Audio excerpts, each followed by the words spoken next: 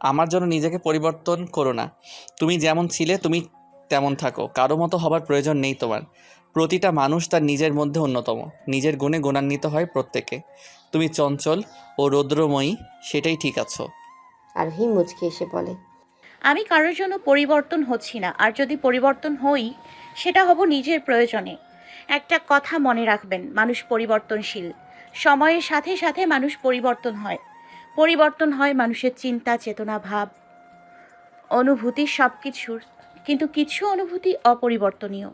আমি বা আপনি যদি নিজে কঠোর চেষ্টা না করি তবে তা পরিবর্তন করা অসম্ভব। আমার মনের কিছু অনুভূতি আছে যেটাতে আমার নিজের কন্ট্রোল নেই। সেগুলোকে আমি শত চেষ্টা করেও পরিবর্তন করতে পারবো না। আর এখন এমন এক জায়গায় আছি যেখানে সেই চেষ্টা করাটা বেমানান। শুভ্র একদৃষ্টিতে তাকিয়ে আছে আরোহীর চোখের দিকে। কালো মণিযুক্ত চোখের ভাষা সে এখন বুঝতে পারছে না পুরোপুরি। তবে এটুকু তার বোধগম্য হয়েছে যে কিছু তো লুকিয়ে আছে ওই দুটি চোখে। আরোহী চোখ নামিয়ে চাহনি সরিয়ে বলে। ভালোবাসার অনুভূতি সত্য বলতে অপরিবর্তনীয়। সেটা যদি সময়ের সাথে পরিবর্তন হয়ে যায় তাহলে সেটা ভালোবাসা নয়।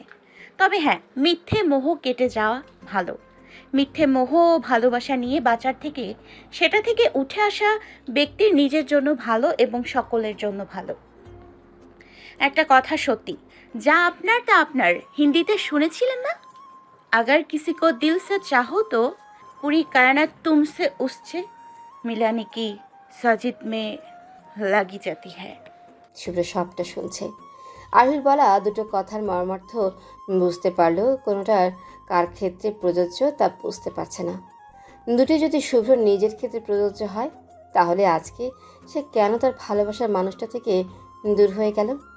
শুভ্র ও আরোহীকে খাবার খাওয়ার জন্য নিতে এসেছে। নীর ও মেঘ দুই ভাই তাদের ছোট বোন ও বোনজামাইকে খাবার টেবিলে নিতে এসেছে। ধ্রুব ও আয়না টেবিলেই ওদের জন্য অপেক্ষা করছে।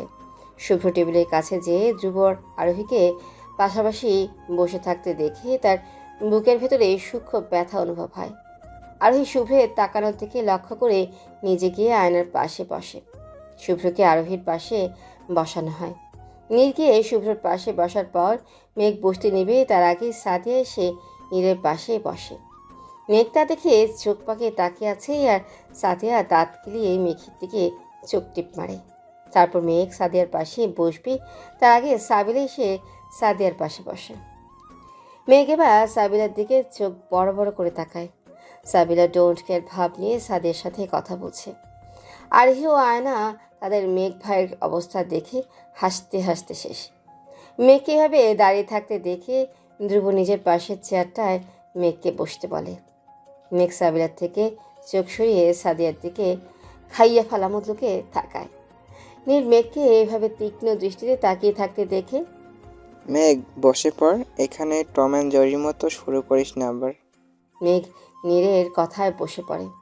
পাশের টেবিল থেকে মিস্টার মুনতাসির ও মিসেস নূর তাদের চার ছেলে মেয়েকে নিজেদের সঙ্গীর সাথে দেখে তৃপ্তির হাসি হাসে। খাবারের পর্ব শেষে সবাই যে যার মতো ছবি তুলছে। শুভ্র ও আরোহীর ছবি তুলছে ক্যামেরাম্যান। আয়না ও ধ্রুব তারা ওদের সাথে ছবি তুলতে গিয়েছে না হলে ব্যাপারটা দেখে চোখে লাগে। শুভ নিজের আর কোনো প্রতিক্রিয়া দেখায়নি, সে স্বাভাবিক আছে। এদিকে সাদিয়া নীরকে পটানোর উপায় খুঁজছে। হঠাৎ সামনে মেঘের মতো কাউকে দেখে খুশিতে ডগমগ হয়ে তার কাছে যায়। এরপর ওই ছেলের বাহুতে জোরে একটা কিল বসিয়ে বলে। কি রে কালো মেঘ, তোর সাবুদানা কই? তুই এখানে একা একা চুপচাপ দাঁড়িয়ে আছিস কেন? আমি তো এখন সাবুদানার সাথে নেই, আর আমি না থাকলে তো তুই সাবুদানার সাথে সুন্দর করে কথা বলতে পারিস। সাবিলাকে সাবুদানা আর মেঘকে কালো মেঘ বলা হয়েছে। সাদিয়ার কথা বিপরীতে ছেলেটা ভ্রু কুচকে তাকায়। সাদিয়া তা পাত্তা না দিয়ে ছেলেটার হাত ঝাঁকিয়ে বলে। আচ্ছা শোন না, আমি যেই কারণে এসেছি, তোর ভাইটাকে যে আমার কথা বলবি সেটা বলেছিলি। কালকে আমার সাথে না তোর ডিল হলো যে তুই নীরকে পটিয়ে দিবি। দিয়ে না ভাই, নীরকে পটিয়ে দে। তুই যদি নীরকে পটিয়ে দিতে পারিস তো আমিও তোর সাবুদানার সাথে সেটিং করিয়ে দিব। সাদিয়ার কথা শুনে ছেলেটার মনে মনে হাসছে, কারণ এই ছেলেটাই নীর। নীর ও মেঘ যেহেতু যমজ তাই এদের দেখতে একই রকম লাগে। আরোহী ও আয়নার মতো ওদেরও কিছু ভিন্নতা আছে। নীর চশমা ব্যবহার করে এবং সে গম্ভীর ও শান্ত থাকে। নীর হুটহাট রাগে না, তবে গম্ভীর্যতা ও কণ্ঠস্বর ওকে মেঘের থেকে পার্থক্য করে। আর মেঘ সে রকচটা এবং দুষ্ট, তবে ক্ষতিকর দুষ্টমি করে না। মেঘ চশমা ব্যবহার করে না। মেঘের হুটহাট রেগে যাওয়ার সমস্যা আছে। আজকে আরোহী রিসেপশনে দুই ভাই একই রঙের পাঞ্জাবি পরেছে। পাঞ্জাবি কালো রঙের। একটু আগেই নীরের চশমা মেঘ নিয়ে গেছে সাবিলাকে একটু ভয় দেখাতে। তাই নীর চশমা ছাড়াই যেহেতু চোখে কম দেখে, তাই সে এক কোণে দাঁড়িয়ে আছে। এরই মধ্যে সাদিয়া এসে নীরকে মেঘ ভেবে এগুলো বলা শুরু করেছে। সাদিয়াকে একটু লজ্জা দিতে নীর বলে, আগে মেয়েকে খুঁজে বের করো, তারপর ওরেই বলো আমাকে পটিয়ে দিতে। সাদিয়া হক চুকিয়ে যায়। সে তো চোখে চশমা নেই দেখে এই ছেলেকে মেঘ ভেবেছে, আর এই ছেলে কিনা নীর স্বয়ং। থতমত খেয়ে সাদিয়া সেখান থেকে কেটে পড়তে নিলে নীর বলে, যেখানে যাচ্ছ যাও, মেঘকে পেলে বলবে সেজন্য আমার চশমাটা দিয়ে যায়। সাদিয়া আর কথা না বাড়িয়ে সেখান থেকে জলদি করে চলে যায়। নীর সেখানে দাঁড়িয়ে থেকে মুচকে হাসতে থাকে। হ্যাঁ, নীরও সাদিয়াকে ভালোবাসে, তবে সেই প্রকাশ না করে ভালোবাসতে চায়। যেখানে দুজনেই দুজনকে চুপি সারে ভালোবাসবে আর আড়লে তা প্রকাশ করবে। মুখে ভালোবাসি বললেই ভালোবাসা হয়ে যায় না। মনে না বলা কথা যদি বিপরীত পাশের মানুষ বিনা বাক্য ব্যয় করে বুঝতে পারে, তাহলে সেই ভালোবাসাতেই কোনো তিক্ততা আসে না। তাছাড়া নীর জানে যে তার মা ও সাদিয়ার বাবা সাথে অলরেডি নীর ও সাদিয়ার বিয়ের কথা বলছে। ওদের বাবা মারা চায় ওদেরকে সারপ্রাইজ করতে, সব কিছু ওদের না বলেই ঠিক করছে। কিন্তু নীর একদিন রাতেই তার বাবা মায়ের কথাগুলো শুনে ফেলেছিল। সেদিন তার মা মিসেস নূর কিচেনে কাজ করছিল, তো মিস্টার মুনতাসির নিজের বউয়ের সাথে প্রেম করতে কিচেনে গিয়েছিল। তখন মিসেস নূর কথায় কথায় এটা বলে ফেলে, আর নীর ডাইনিংয়ে পানি খেতে এসে এগুলো শুনে পানি না খেয়েই মুচকি এসে চলে যায়। সাথে এখন বড় বউয়ের স্টেজের সামনে এসে মেঘকে খুঁজছে। আজকে সে মেঘকে ধোলাই দিয়েই ছাড়বে। খুঁজতে খুঁজতে পেয়েও গেল। মেঘ স্টেজের এক কোণে সাবিলার সাথে বসে আছে। সাবিলা অন্যদিকে মুখ ঘুরিয়ে রেখেছে, আর মেঘকে দেখে মনে হচ্ছে সে নিজের রাগকে কন্ট্রোল করার চেষ্টা করছে। সাদিয়া ওদের দেখে কনফিউজড হয়ে ওদের কাছে যায়। কি রে, তোরা দুইটা এভাবে বসে আছিস কেন? মেঘাবা সাদিয়ার দিকে তাকায়, এরপর কিছু না বলেই চলে যায় সেখান থেকে। সাদিয়া ভ্যাবলার মতো চেয়ে আছে। নিজে আসছিল কিছু বলবে, কিন্তু কিছু বলার আগেই সে নিজেই কিছু বলতে পারল না। সাদিয়া আর কি করবে? সে সাবিলার কাছে যেয়ে বসে, এরপর বলে, কি রে সাবুদানা, তোদের আবার কি হলো? আমি না থাকলেও তোরা এমন মুখ ঘুরিয়ে বসে থাকিস, জানতাম না তো। সাবিলা চোখ মুখ খিচে সাদিয়াকে বলে, মেঘ জেনে গেছে সব। সাদিয়া কপাল কুচে জিজ্ঞাসা দৃষ্টিতে তাকিয়ে আছে সাবিলার দিকে। সাবিলা মুখ ভার করে বলতে লাগে, মেঘ নীরের মতো সেজে আমার কাছে এসেছিল আর এসে বলে, সাবিলা, তুমি কি মেঘকে নিজের মনের কথা বলবা না? সাবিলা তখন চোখ বড় বড় করে তাকিয়েছিল নির্রূপী মেঘের দিকে।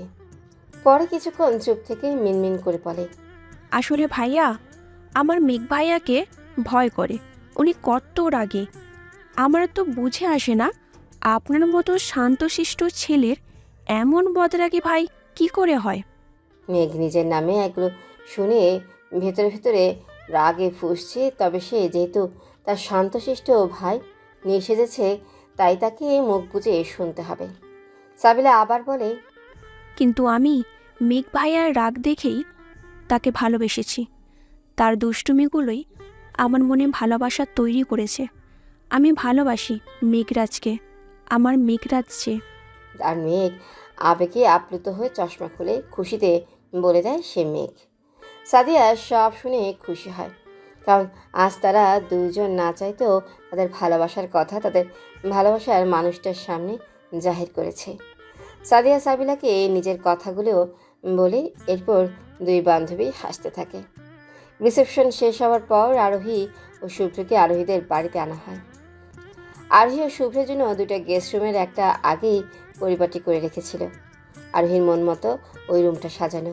রুমটা উত্তরমুখী, অফ হোয়াইট দেয়াল আর দৈর্ঘ্যে ছোট তবে প্রস্থে বড় ব্যালকনি আছে। আর ব্যালকনিতে একটা রাউন্ড দোলনা রাখা। ব্যালকনির শুধু সামনেই গ্রিল আর ছোট ছোট ফুলের গাছ, জারবেরা, বেলি, অপরাজিতা, পর্তুলিকা, ক্যাকটাস ও গেট ফুল, লাল রঙের ফুল যেগুলোর গাছ লতার মতো বেয়ে বেড়ায় এবং চিকন সরু পাতা গাছ আছে। অপরাজিতা এবং গেট ফুলের লতা ব্যালকনির গ্রিল বেয়ে আছে। লাল ও নীল ফুলের সমাহার গ্রিলের দুই পাশ জুড়ে যেন অপরূপ সৌন্দর্য ফুটিয়ে রেখেছে। রুমে বেড, কাঠের আলমিরা, দেয়াল আয়না ও আর যা প্রয়োজনীয় আসবাব লাগে সব আছে, তবে সব কিছু ডার্ক চকলেট রঙের। আরহি রুমে এসে দেখে শুভ ইতিমধ্যেই ফ্রেশ হয়ে বিছানায় শটান হয়ে শুয়ে পড়েছে। সারাদিন তার মন ও শরীরের ওপর দিয়ে ক্ষমতা থাকল যায়নি। আরহি আত্মীয় স্বজনদের হাত থেকে মাত্রই নিস্তার পেল। আত্মীয় স্বজনরা শুভ্রকেও ধরেছিল, কিন্তু শুভ্রকে বেশিক্ষণ রাখতে পারেনি। নাস্তা পানি খাওয়ার পর সেই রুমে চলে এসেছিল। আর আরহি এখন রাত 9টা বাজে সেখান থেকে ছাড়া পেয়েছে। আরহি তোয়ালে ও নিজের কমফোর্টেবল ড্রেস নিয়ে ওয়াশরুমে চলে যায় ফ্রেশ হতে। সেই দুপুর 12টা থেকে এই ভারী বেনারসি পরে আছে, সাথে তো এই ভারী স্টোনের জুয়েলারি। মেকআপটা হালকার মধ্যে করাতে কালকে থেকে একটু স্বস্তিতে আছে।